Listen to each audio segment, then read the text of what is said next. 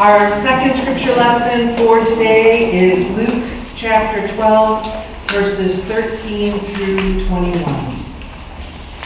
Someone in the crowd said to him, "Teacher, tell my brother to divide the inheritance with me." Jesus replied, "Man, who appointed me to be a judge or arbiter between you?" Then he said to them, "Watch out.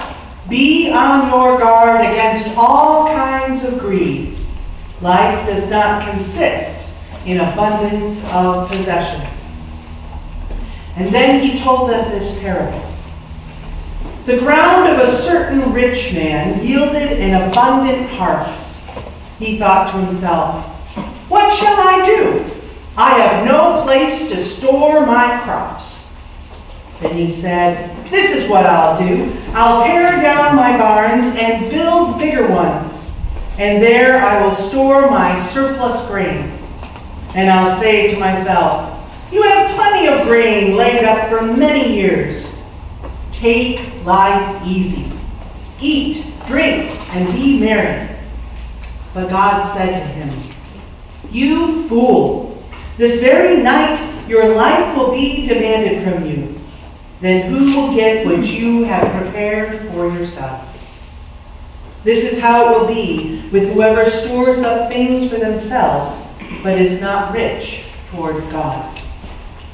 Please pray with me. Dear God, we read these words and they ring so true. Help us to let them work deep in our hearts and our minds today. Amen. Well, this Lenten season, we as a congregation will be working on strengthening our spiritual journeys by studying the 7 deadly sins and their accompanying virtues. Now, even though culture has taken the idea of 7 deadly sins and created movies and Netflix animated entertainment inspired by these ideas, the origin of this list of 7 sins is much older than that. About 300 AD, some followers of Jesus began to give up their normal lives in civilization. And instead, they became like John the Baptist and went to live out like hermits in the desert. There, much of their days were spent in prayer, contemplation, and writing. One of these desert fathers was named Evagrius Ponticus. Now, Evagrius was born into a Christian family in the Roman Empire, and he was educated in the church. He became a lector, someone who read scripture during worship. This was an important job at that time because it was rare that people were able to read. Around 380 AD, he was promoted to be a deacon, and then he was sent to Constantinople, where he quickly rose in the esteem of his peers. The bishop there made him an archdeacon, a position with a lot of wealth and power over others. Constantinople, a major ancient city and a trading city, offered young Evagrius many worldly attractions. Soon he became infatuated with a married woman, something that would have been forbidden for any Christian, let alone an archdeacon in the church. One night, Evagrius had a vision where he was thrown into prison by the woman's husband. An angel in that vision also gave him a warning. And Evagrius quit his archdeacon position and fled to Jerusalem. But the fear from the vision did not change his heart. He still struggled with his pride, and he was especially proud of his appearance.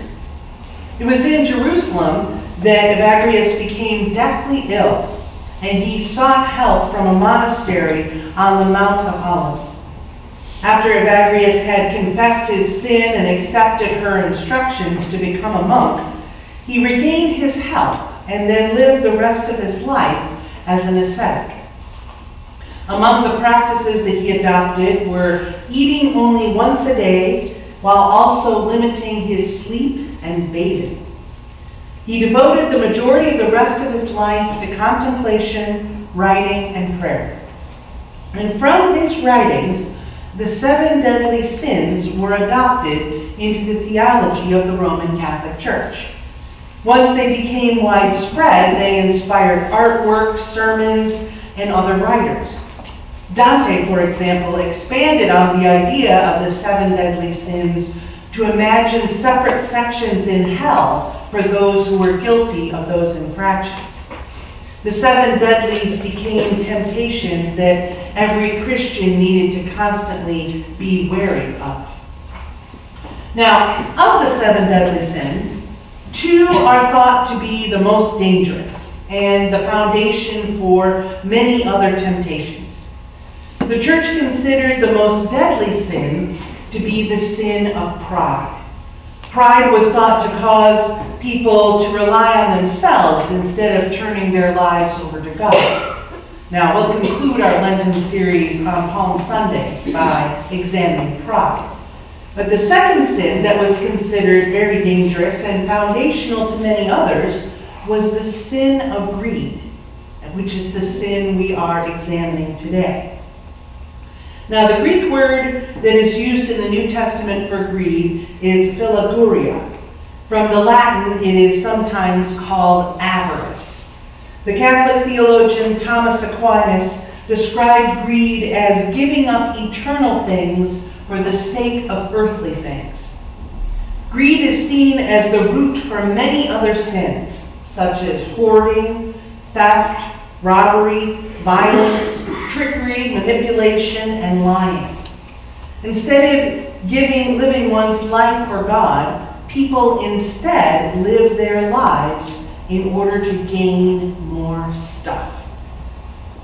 Now, there was an old comedian named George Carlin who had several comedy sketches about how we live our lives for our stuff. And I'm not George Carlin, but I'm going to try to do a little bit of some of his sketches today. Our stuff has become the meaning of life. Everyone has to have a place for our stuff. We go to work so we can buy stuff. So every day we go to work, and then we go buy stuff, and then we get even more and better stuff, and then we have so much stuff that we just have piles of stuff all over the place. So we then go to buy a house just so we can have a place to put all of our stuff. That's all your house is. It's a place to keep all your stuff. A house is just a pile of our stuff with a cover on it. We be sure when we leave to go to work so we can go buy more stuff that we lock up our stuff so that no one will come and take all of our good stuff. But we never have enough stuff. Every day we go back to work so we can buy even more stuff. More than we can stuff into our houses. So then we rent out storage areas so we can keep even more piles of more stuff. But still, we buy even more stuff than will fit in our storage areas. So then we buy even bigger houses with a bigger garage so we can hold even more stuff. There is much truth in George Carlin's humor skit than we often care to admit. We all have a lot of stuff. But what happens to all of our stuff when we die? Shane Cashman wrote an article in 2016 about how he takes care of deceased people's stuff. He says, "We park the box truck in the dead man's yard like a 6-ton hearse and knock on the front door. A disheveled middle-aged woman answers, still in her pajamas. 'I forgot you were coming,' she says, leaning out the door to see the truck. Emblazoned on the side is William J. Jenick, Estate Appraisers and Auctioneers." Shane continues, "You learn a lot about a dead man rifling through his house, lifting up his furniture, clearing his walls, going through his closets, finding out which psalms are dog-eared in his Bible, searching for anything that might be worth selling at an auction. It feels like trespassing. Shane says that they first go quickly through the house, looking for items that are worth the time and energy to put them through the auction process. Common knickknacks are never worth the effort. They take the good resellable stuff in the box truck right away, and then they estimate the size of the dumpster that they will need to clean out the rest of the house. The majority of an estate's stuff will go into big 20 or 30-yard dumpsters. They get the big dumpster box weighed on the way into the landfill and then on the way out. In 5 minutes, they can discard 3,500 pounds of a person's life. The outdated clothing, the old electronics, all the half-completed projects, and all of their collectibles, all crushed, flattened, and pushed around by bulldozers at the dump. Going through someone's estate is often a wake-up call to our own vulnerability to the temptation of greed. Do we really need so much stuff? How can we stop it from ruling our lives the way that it does? One of the best antidotes to greed is to practice generosity. Not just with your money and with your time, but also with your stuff.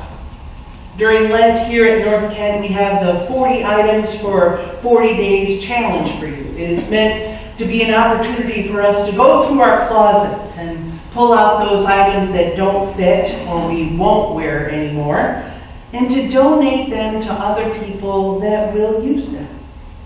Now, we can also do the same thing with our objects as well. I know that I have far too much stuff, and much of it is not worth keeping or holding on to.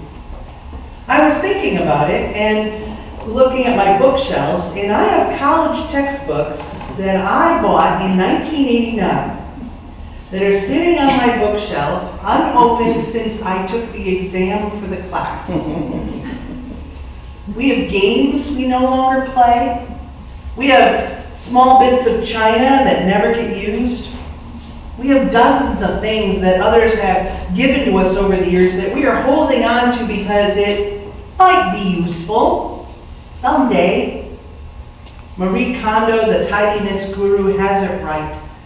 If we're holding on to our stuff out of a sense of guilt or anything other than a positive emotion, we would be better to generously just give it away. To let someone else use some of our things is a blessing both to them and to us. Our generosity with what we have been entrusted with is the best way to fight our urge to be greedy and to keep continually adding to the number of things that we all need to store and then take care of.